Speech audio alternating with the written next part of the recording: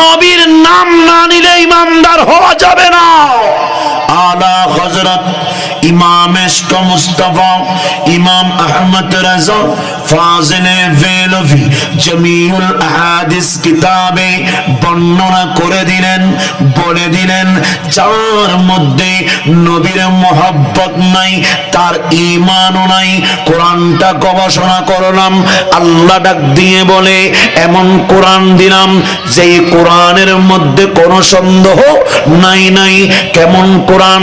গবেষণার মধ্যে গেলাম 6666টি আয়াত, 114টি সূরা, 3,23,621টি অক্ষর, 77,934টি শব্দ। আল্লাহ ডাক দিয়ে বলে ও বান্দা, কোরআনের সূরা ফাতিহা থেকে সূরা নাস পর্যন্ত মহব্বতের দৃষ্টি, ভালোবাসা দিয়ে দেখো না।